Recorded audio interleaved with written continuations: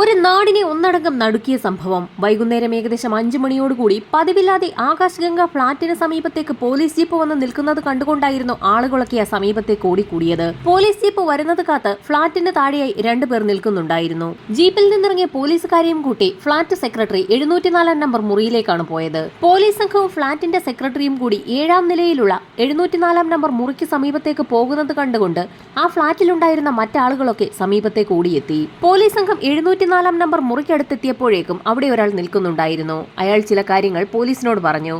അതിരാവിലെ അയാൾ ഫ്ളാറ്റ് തുറന്ന് പുറത്തേക്കിറങ്ങിയ സമയത്ത് അതിരൂക്ഷമായ ഗന്ധം 704 നമ്പർ മുറിയിൽ നിന്ന് വമിക്കുന്നുണ്ടായിരുന്നു. എലിയൊക്കെ ചത്തു നാറുന്നത് പോലെയുള്ള ഒരു ഗന്ധമാണ് വമിച്ചത്. അതുകൊണ്ട് തന്നെ 704 നമ്പർ മുറിയിൽ താമസിക്കുന്ന മനോജ് എന്ന വ്യക്തിയെ തൊട്ടടുത്ത ഫ്ളാറ്റിലെ താമസക്കാരൻ വാതിലിൽ മുട്ടി വിളിച്ചു. ആദ്യമൊന്നും വാതിലിൽ തട്ടിയിട്ട് മനോജ് പുറത്തേക്ക് വന്നില്ല. വീണ്ടും വീണ്ടും തട്ടി നോക്കിയപ്പോൾ പുറത്തേക്ക് വന്ന മനോജിനോട് എന്താണ് ഫ്ളാറ്റിനുള്ളിൽ നിന്നും ഒരു ദുർഗന്ധം വമിക്കുന്നതെന്ന് തൊട്ടടുത്ത താമസക്കാരൻ ചോദിച്ചു. മനോജ് വാതിൽ തുറന്ന സമയത്ത് എന്തോ സ്പ്രേ ചെയ്തതുപോലെയുള്ള ഒരു ഗന്ധവും ആ മുറിക്കുള്ളിൽ നിന്ന് വമിച്ചിരുന്നു. എന്തോ ഒരു ദുർഗന്ധം തനിക്കും അനുഭവപ്പെട്ടതായി മനോജ് ആ താമസക്കാരനോട് വ്യക്തമാക്കി. അതുകൊണ്ടാണ് താൻ മുറിയിൽ സ്പ്രേ അടിച്ചിരിക്കുന്നതെന്ന് പറഞ്ഞുകൊണ്ട് മനോജ് 704 നമ്പർ മുറി പൂട്ടിക്കൊണ്ട് പുറത്തേക്ക് പോയി. അസ്വാഭാവികമായ രീതിയിലുള്ള ഗന്ധം വമിക്കുന്നതിനാൽ അതിലെന്തോ സംശയം തോന്നിയ തൊട്ടപ്പുറത്തെ മുറിയിലെ താമസക്കാരൻ വിവരം ഫ്ളാറ്റിന്റെ സെക്രട്ടറിയെ അറിയിക്കുകയായിരുന്നു. അയാൾ അത്രയും പറഞ്ഞു നിർത്തിയപ്പോൾ തന്നെ പോലീസിനും അതിലെന്തോ ചില കാര്യങ്ങളുണ്ടെന്നും ബോധ്യപ്പെട്ടു. 704 നമ്പർ മുറിയുടെ സ്പെയർ കീ ഫ്ളാറ്റിന്റെ സെക്രട്ടറിയുടെ കയ്യിൽ നിന്നും വാങ്ങിയ പോലീസ് സംഘം ആ മുറി തുറന്ന് അകത്തേക്ക് കയറി. വാതിൽ തുറന്ന സമയത്ത് തന്നെ അതിരൂക്ഷമായ ഗന്ധമാണ് വമിച്ചത്. ആ ഗന്ധത്തോടൊപ്പം തന്നെ എന്തോ ഒന്ന് സ്പ്രേ ചെയ്തിരിക്കുന്നതായും യൂക്കാലി പോലുള്ള എന്തോ തളിച്ചിട്ടുള്ളതായും പോലീസിന് ഫീൽ ചെയ്തു. മൂക്കുപൊത്തിക്കൊണ്ട് അകത്തേക്ക് കടന്ന സംഘം മുറിയാകെ പരിശോധിച്ചു. ആകെ വലിച്ചു വാരിയിട്ട നിലയിലായിരുന്നു ഓരോ മുറിയും. മുറിക്കുള്ളിലെ കട്ടിലിൽ ഒരു ഇലക്ട്രിക് കട്ടർ ഇരിക്കുന്നത് പോലീസിന്റെ ശ്രദ്ധയിൽപ്പെട്ടു. അതിലെ രക്തക്കറ കണ്ടപ്പോൾ തന്നെ ഏതോ ജീവികളെ ആ കട്ടർ ഉപയോഗിച്ച് കട്ട് ചെയ്തിട്ടുണ്ടെന്ന് പോലീസിന് വ്യക്തമായി. പിന്നീട് പോലീസ് പോയത് അടുക്കളയിലേക്കായിരുന്നു. അടുക്കളയാകെ വലിച്ചു വാരിയിട്ട നിലയിലായിരുന്നു. അടുക്കളയിലേക്ക് കയറിയപ്പോൾ തന്നെ അതിരൂക്ഷമായ ഗന്ധം വമിച്ചു തുടങ്ങി. പെട്ടെന്നാണ് പോലീസുകാർ ഒരു കാഴ്ച ശ്രദ്ധിച്ചത്. അടുക്കളയിൽ 2 ബക്കറ്റ് നിറയെ ഇറച്ചി കഷ്ണങ്ങൾ ഇട്ടു വെച്ചിരിക്കുന്നു. ഒരു ബക്കറ്റിൽ കൃത്യമായി പീസുകളാക്കി അരിഞ്ഞ നിലയിലുള്ള ഇറച്ചിയാണ് ഇരിക്കുന്നത്. മറ്റൊരു ബക്കറ്റിൽ അരിഞ്ഞ പീസുകൾക്കൊപ്പം പാതി അരിഞ്ഞ നിലയിലുള്ള ഒരു കാലും കാണാം. സമീപത്തുള്ള ഗ്യാസ് സ്റ്റൗവിന് പുറത്തുള്ള ഫ്രൈങ് പാനിൽ കുറച്ചിറച്ചികൾ വറുത്ത നിലയിൽ ഇരിപ്പുണ്ട്. സ്റ്റൗവിന് സമീപത്തായിരിക്കുന്ന കുക്കർ പരിശോധിച്ചപ്പോൾ അതിൽ ഇറച്ചി കഷ്ണം വേവിച്ചതിന്റെ പാടുകൾ കണ്ടെത്തി. കുക്കറിൽ വേവിച്ച ഇറച്ചി കഷ്ണമാണ് കൂട്ടത്തിലിരുന്ന ഒരു ബക്കറ്റിൽ ഇട്ടിരിക്കുന്നത്. ആ ബക്കറ്റിൽ നിന്നും കുറച്ചായി ഫ്രൈങ് പാനിലിട്ട് വറുത്തെടുത്ത ശേഷം അത് മറ്റൊരു പാത്രത്തിലേക്ക് മാറ്റി വെച്ചിരിക്കുകയാണ്. അപ്പോഴാണ് കൂട്ടത്തിലൊരു പോലീസുകാരന്റെ ശ്രദ്ധ സമീപത്തിരിക്കുന്ന മിക്സിയിലേക്ക് തിരിഞ്ഞത്. ആ മിക്സിയുടെ ജാറ് വെറുതെ ഒന്ന് തുറന്നു നോക്കിയപ്പോൾ ആ മിക്സിക്കുള്ളിലും ഇറച്ചിയുടെ ഗന്ധമുണ്ടായിരുന്നു. അതിലിട്ട് എല്ലിൻ കഷ്ണങ്ങളും ഇറച്ചിയും പൊടിക്കാൻ ശ്രമിച്ചിരിക്കുകയാണെന്ന് കണ്ടെത്തി. പക്ഷേ ആ വറുത്ത ഇറച്ചികളോ ബക്കറ്റിൽ അരിഞ്ഞു വെച്ചിരിക്കുന്ന ഇറച്ചികളിലോ നിന്നല്ല ആ ദുർഗന്ധം വമിക്കുന്നതെന്ന് ആ നിമിഷമാണ് പോലീസിന് മനസ്സിലായത്. വീണ്ടും ആ 2 ബക്കറ്റിലും ഒന്നുകൂടി നോക്കിയ സമയത്താണ് പോലീസിന്റെ കണ്ണിൽ ഒരു കാഴ്ചപ്പെടുന്നത്. അവർ നേരത്തെ കണ്ട പകുതി അരിഞ്ഞ നിലയിലുള്ള ആ കാലിൽ നിന്നാണ് ദുർഗന്ധം വമിക്കുന്നതെന്ന് പോലീസിന് മനസ്സിലായി. ആ കാല് അഴുകി തുടങ്ങിയ നിലയിലായിരുന്നു. ബക്കറ്റിലെ ഇറച്ചികൾക്കൊപ്പം അഴുകി തുടങ്ങിയ നിലയിലുള്ള ആ കാല് എന്തുകൊണ്ടാകാം വെച്ചിരിക്കുന്നതെന്ന് പോലീസിന് തോന്നി. 704 നമ്പർ മുറിയിലെ താമസക്കാർ മനോജും അയാളുടെ അനന്തരവളുമാണ്. അവർ എന്തുകൊണ്ടാകാം അഴുകി തുടങ്ങിയ നിലയിലുള്ള ഇറച്ചി പുറത്തു കൊണ്ടുപോയി കളയാതെ ഫ്ളാറ്റിനുള്ളിൽ തന്നെ വെച്ചിരിക്കുന്നതെന്ന് പോലീസിന് സംശയം തോന്നി. അത് മാത്രവുമല്ല, ഇത്രയും അധികം ഇറച്ചി ഒരു വീട്ടിൽ വാങ്ങി സൂക്ഷിക്കുമോ എന്ന് പോലീസിന് സംശയം തോന്നി. എന്നിരുന്നാലും പോലീസ് സംഘം ഉടൻ തന്നെ ഈ വിവരം ഉന്നത ഉദ്യോഗസ്ഥരെയും ഫോറൻസിക് സംഘത്തെയും അറിയിച്ചു. പോലീസിന്റെ നിർദ്ദേശം കിട്ടിയ ഉടൻ തന്നെ ഫോറൻസിക് സംഘം സംഭവസ്ഥലത്തെത്തി പരിശോധന ആരംഭിച്ചു. ഈ സമയത്ത് പോലീസ് സംഘം ഫ്ളാറ്റിലെ താമസക്കാരെ കുറിച്ച് വിശദമായ ഒരു അന്വേഷണം തന്നെ നടത്തി. 56-കാരനായ മനോജും അയാളുടെ അനന്തരവൾ സരസ്വതി വൈദ്യയുമാണ് ആ ഫ്ളാറ്റിൽ താമസിക്കുന്നത്. കഴിഞ്ഞ 3 വർഷമായി അവരവിടെ താമസമാക്കിയിട്ട്. അധികം ആളുകളോടൊന്ന് സംസാരിക്കുകയും അധികം പുറത്തിറങ്ങി നടക്കുകയും ഒന്നും ചെയ്യുന്ന പ്രകൃതക്കാരല്ല അവർ. അതുകൊണ്ട് തന്നെ അവരുടെ കൂടുതൽ കാര്യങ്ങളൊന്നും തൊട്ടടുത്തുള്ള താമസക്കാർക്കൊന്നും അറിയുകയുമില്ലായിരുന്നു. തൊട്ടടുത്ത താമസക്കാർ പോലീസിനെ വിവരം അറിയിക്കുന്നതിന് ഏതാനും നിമിഷങ്ങൾക്ക് മുൻപായിരുന്നു മനോജ് ഫ്ളാറ്റ് പൂട്ടി പുറത്തു പോയത്.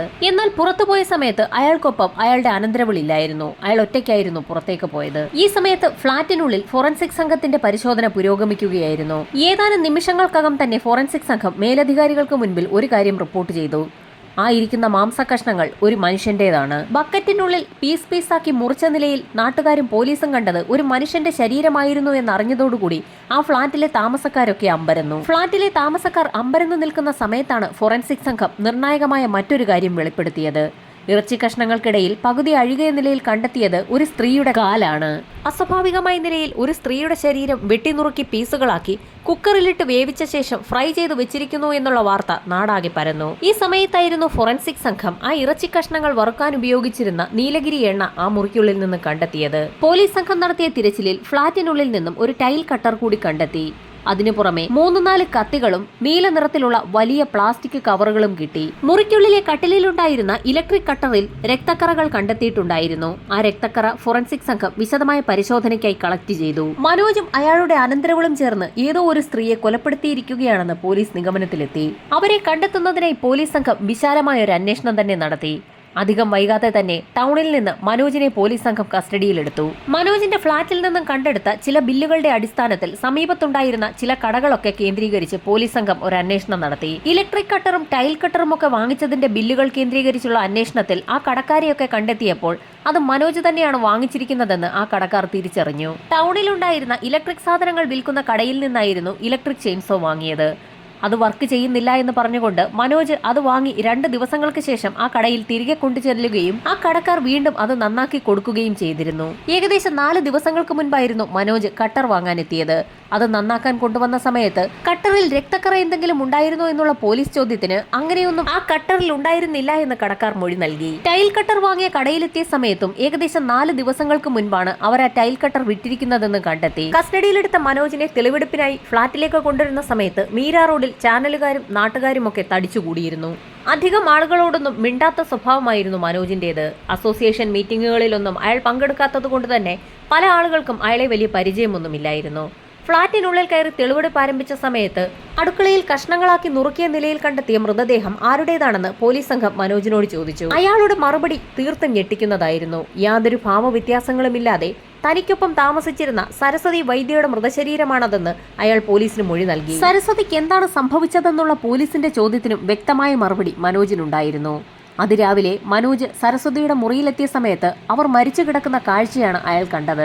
കിടക്കയ്ക്ക് സമീപത്തായി വിഷക്കുപ്പിയും കണ്ടെത്തി. അവൾ വിഷം കഴിച്ച് മരിച്ചതാണെന്ന് തന്നെ മനോജ് പോലീസിന് മൊഴി നൽകി. അത്തരത്തിൽ സരസ്വതി വിഷം കഴിക്കണമെങ്കിൽ അതിനൊരു കാരണവും ഉണ്ടാകുമല്ലോ എന്ന് പോലീസ് ചോദിച്ചു. പോലീസിന്റെ ആ ചോദ്യത്തിന് അതിന്റെ കാരണം തനിക്കറിയില്ല എന്നായിരുന്നു മനോജിന്റെ മറുപടി. സരസ്വതിയെ അപ്രതീക്ഷിതമായി വിഷം കഴിച്ച് മരിച്ച നിലയിൽ കണ്ടെത്തിയപ്പോൾ എന്ത് ചെയ്യണമെന്നറിയാതെ മനോജ് ഒരേ ഇരിപ്പിരുന്നു പോയെന്നും അതിനുശേഷം അവളുടെ മൃതദേഹം മറവ് ചെയ്യാമെന്ന് തീരുമാനിച്ച മനോജ് അങ്ങനെ അവളുടെ മൃതദേഹം പീസാക്കി മുറിക്കുകയായിരുന്നു എന്നുകൂടി അയാൾ പോലീസിനോട് മൊഴി നൽകി. മൃതശരീരം കഷ്ണങ്ങളാക്കി മുറിച്ച് ഉപേക്ഷിക്കാനായിരുന്നു മനോജ് തീരുമാനിച്ചിരുന്നത്. മനോജിനെ വിശദമായ ഒരു ചോദ്യം ചെയ്യലിന് തന്നെ വിധേയമാക്കേണ്ടി വരുമെന്ന് അയാളുടെ മറുപടികൾ കേട്ട ഉടൻ തന്നെ പോലീസിന് മനസ്സിലായി.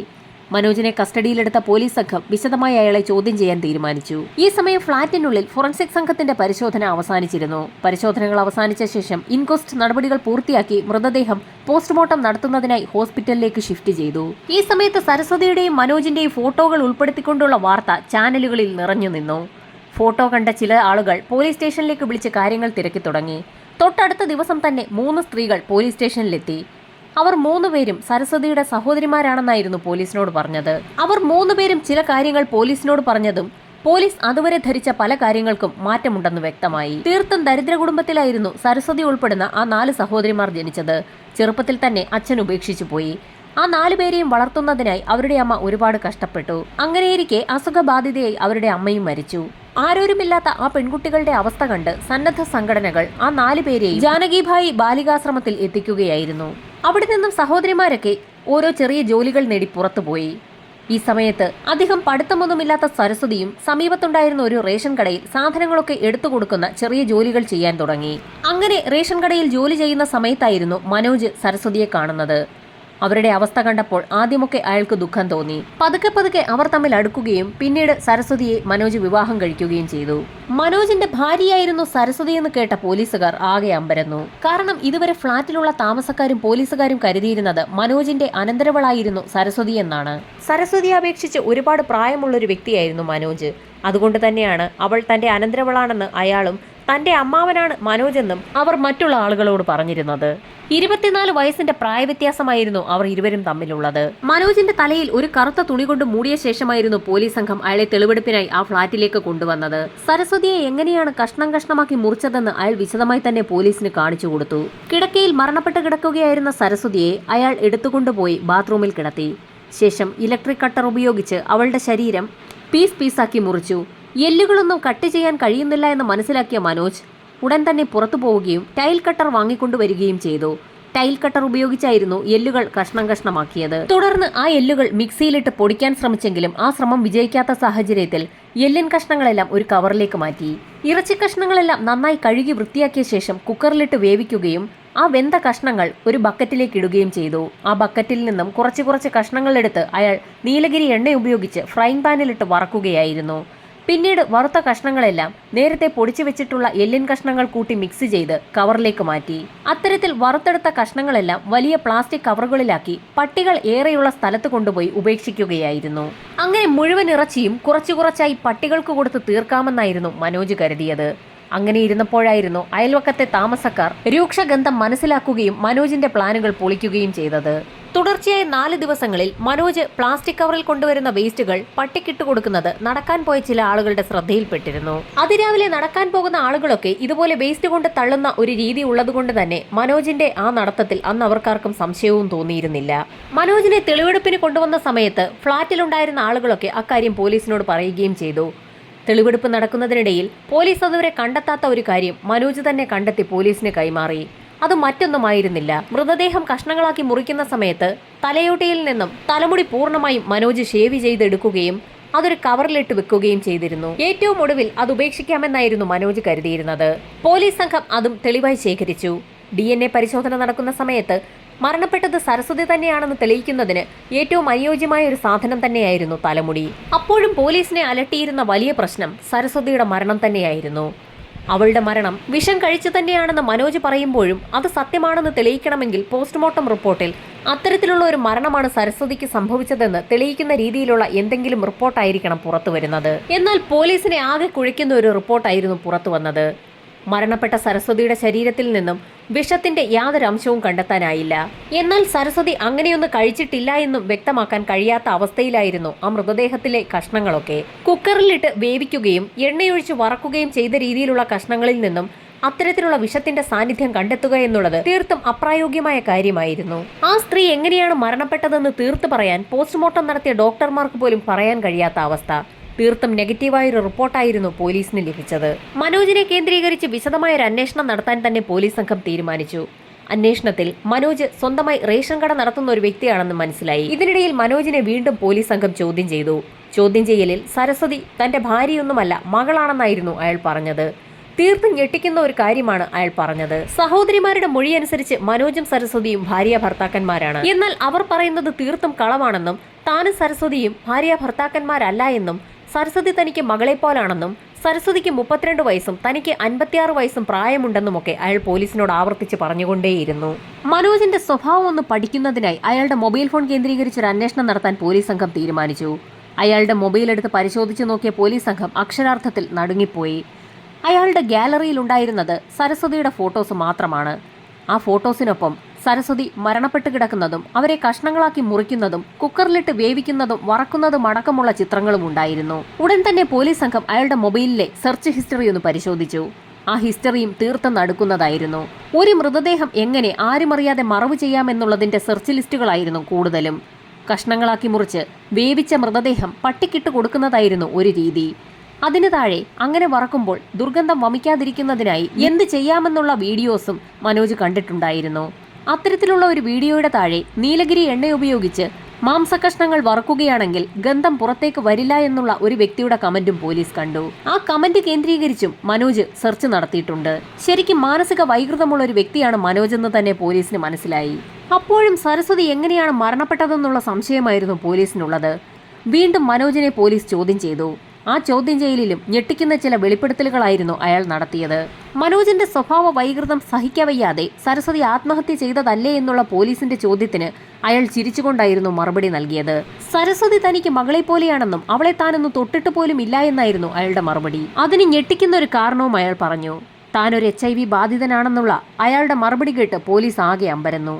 എങ്ങനെയൊക്കെ അന്വേഷിച്ചിട്ടും സരസ്വതിയുടെ മരണം കൊലപാതകമാണെന്ന് തെളിയിക്കാനുള്ള യാതൊന്നും പോലീസിന് കണ്ടെത്താനായില്ല. തെളിവ് നശിപ്പിച്ചു എന്നൊരു കുറ്റം മാത്രമാണ് നിലവിൽ മനോജിന്റെ പേരിലുള്ളത്. ജൂൺ 22 വരെ പോലീസ് പഠിച്ച പണി 18 നോക്കിയിട്ടും മനോജിന്റെ ഭാഗത്തു നിന്നും ഒരു കുറ്റസമ്മതമൊഴി രേഖപ്പെടുത്താൻ പോലീസിന് കഴിഞ്ഞില്ല. ഒരു രക്ഷയുമില്ലാതെ പോലീസ് സംഘം അന്വേഷണം പൂർത്തിയാക്കി കോടതിയിൽ കുറ്റപത്രം സമർപ്പിച്ചു.